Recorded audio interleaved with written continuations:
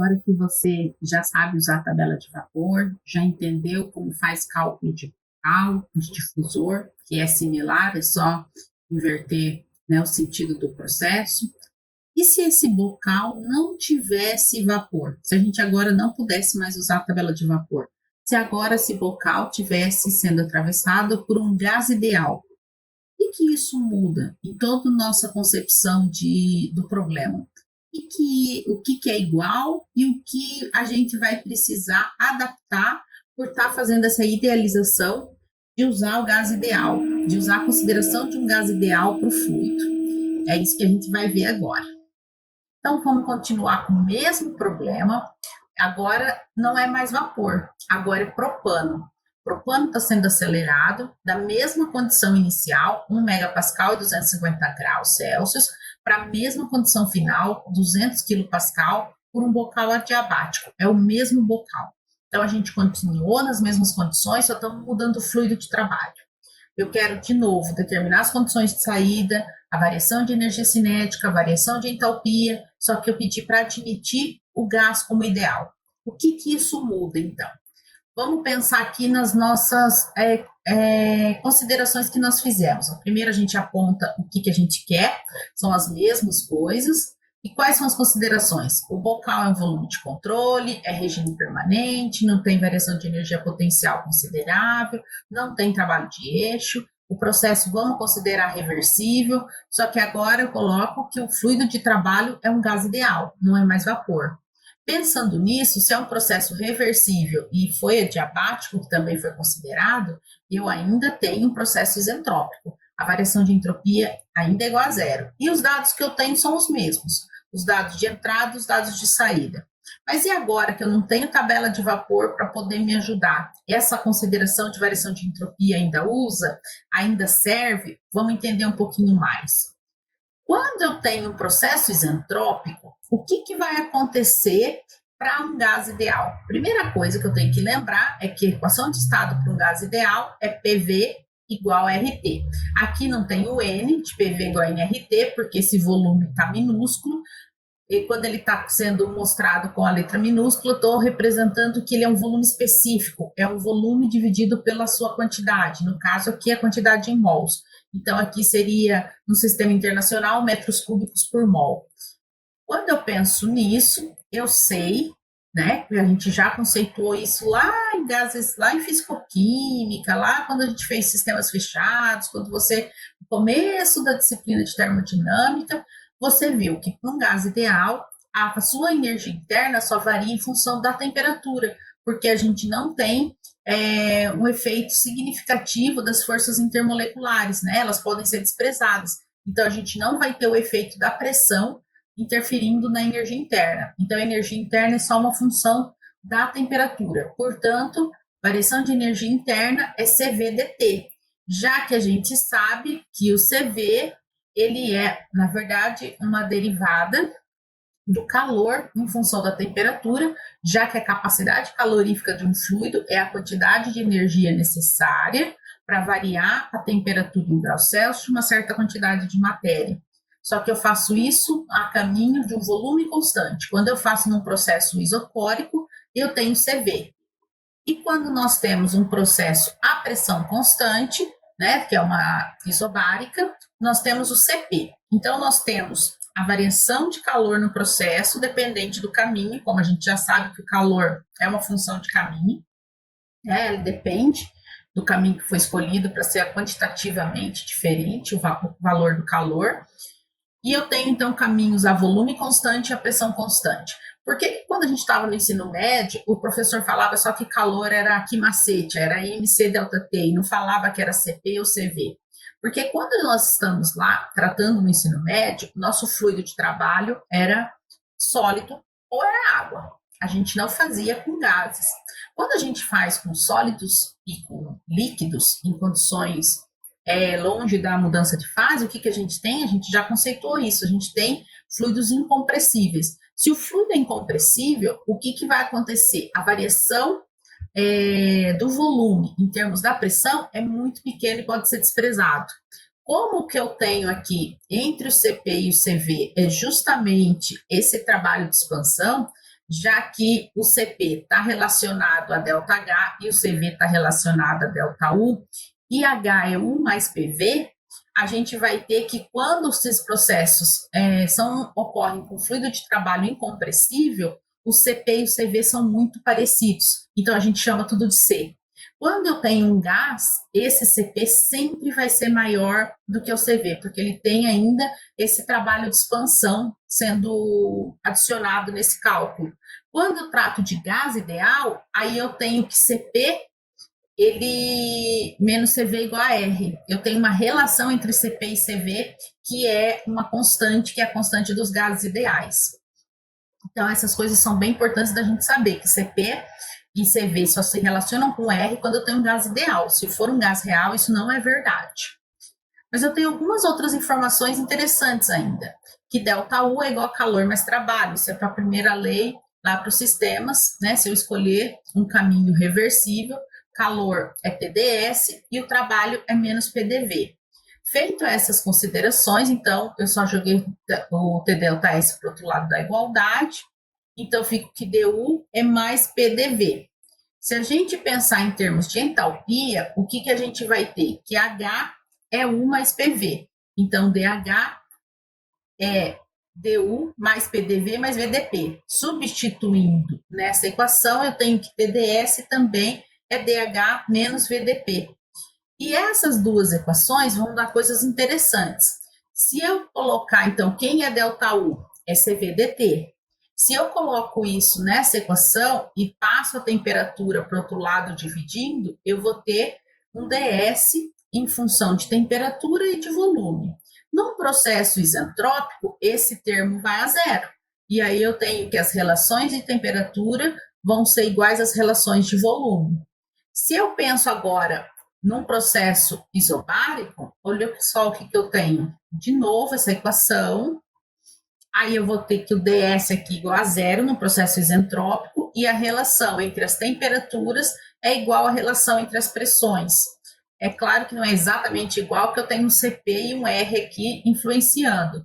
Então, como que fica, na verdade? Então, assumindo que é um gás ideal, CP é CV mais R, chamando essa relação de CP sobre CV como um gama, e isso é bem interessante até depois para a gente conceituar se o processo é politrópico, se é adiabático, se é isentrópico, se é isotérmico, isobárico. É uma relação bem interessante e vai aparecer em função desse gama, se a gente fizer isso depois.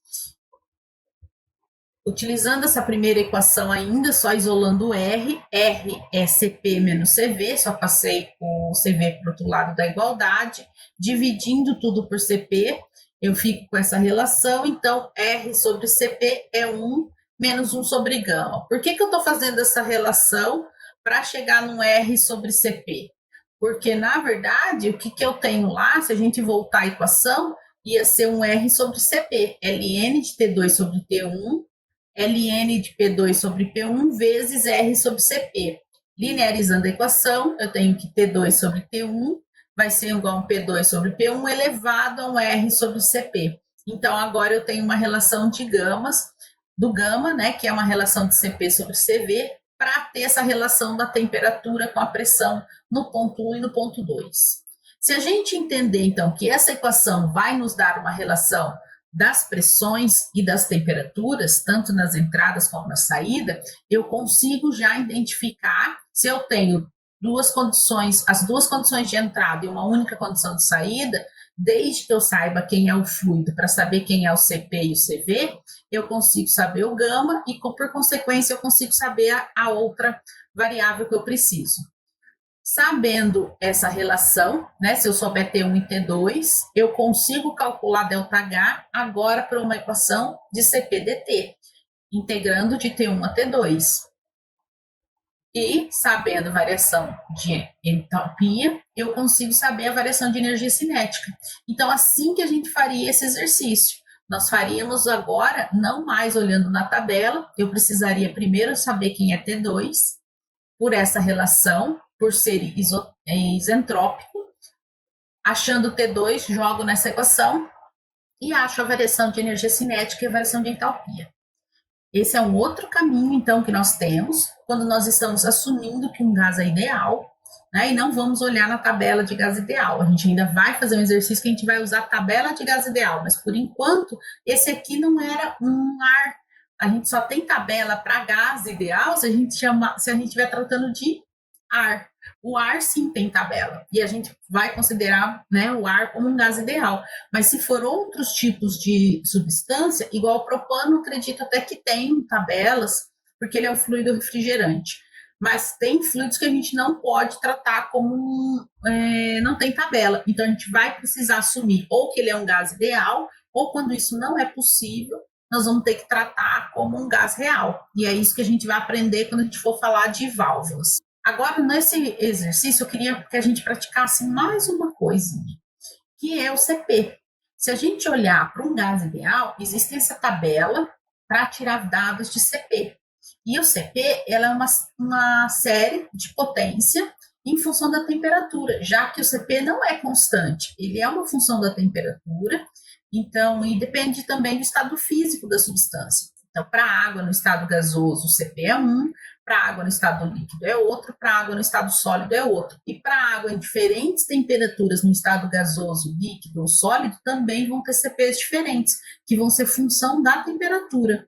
Então, aquela equação onde estava integrando CP/dt, na verdade, o CP vai ser integrado junto na temperatura, já que ele é uma função, né, uma série de potência truncada no quarto termo, mas no caso aqui a gente não tem esse quarto termo para esse valor, para o propano.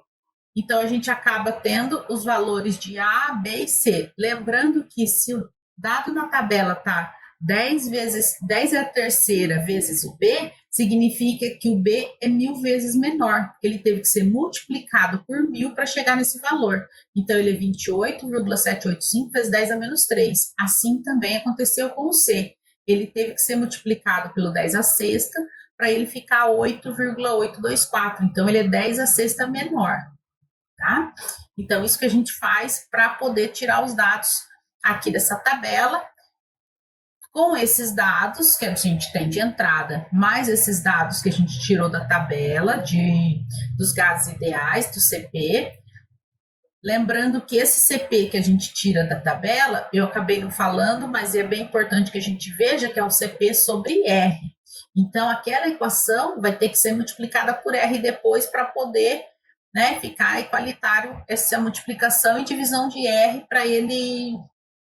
Se eu multiplico e divido uma equação pelo mesmo valor, eu continuo com a mesma equação. Outra coisa importante que eu não falei é a temperatura máxima aqui. Eu só posso trabalhar com esses valores se eu tiver até 1500 Kelvin, que é o caso aqui. A gente está a 250 graus Celsius. Lembrando que a gente vai ter que transformar para Kelvin, não podemos usar graus Celsius, já que a gente está fazendo cálculos de integração. Temos que passar para Kelvin para poder fazer esse cálculo adequadamente. Então, depois que a gente calcular CP, a gente calcularia o CV, calculado CV, calcularia gama, calculado gama, calcula essa relação para achar T2, achar T2, eu acho ΔH. Mas olha só, tem uma observação aqui importante a fazer. Para achar o CP, eu precisava de T2. Como que eu tiro T2 aqui, nesse momento? Então, eu tenho que fazer isso por um método numérico, ou eu posso fazer de modo interativo. Eu chuto um valor de T2 aqui, quando eu chego aqui para calcular, eu vejo se essa equação bate, né, com o valor que eu estou chutando aqui. Quando eu coloco o valor de gama, vai ter que sair um valor de T2. Esse valor de T2 que eu tive tem que ser igual ao valor que eu chutei. Esse é o método interativo. Outro método é usar métodos numéricos, usar o solver do Excel, eu posso usar, fazer esse cálculo de várias maneiras. Quando eu faço esses cálculos, eu vou chegar que o T2 ele é 14,7 graus Celsius. Você vê que a temperatura caiu bastante em relação a quando era vapor. Quando era vapor era 120, né, graus Celsius, agora eu estou com 14. Então, realmente, as condições mudam bastante se eu considerar um fluido como um gás ideal ou um fluido como vapor. Essa mudança fez com que a temperatura final fosse muito diferente. Por consequência, se a gente for calcular aqui, o ΔH vai dar diferente e a variação de energia cinética também. Então, esse é o modo da gente calcular quando a gente está trabalhando com gás ideal. A gente vai precisar fazer uso desses equacionamentos. Mas a gente agora, falta uma última coisa para a gente pensar a respeito desse bocal. A gente considerou, mesmo como gás ideal ou como vapor, sempre reversível. Mas o que provoca essas irreversibilidades? O que a gente está desconsiderando que tem momentos que a gente não vai poder desconsiderar? Bem, isso é a pauta do nosso próximo encontro e eu espero vocês lá. Até daqui a pouco.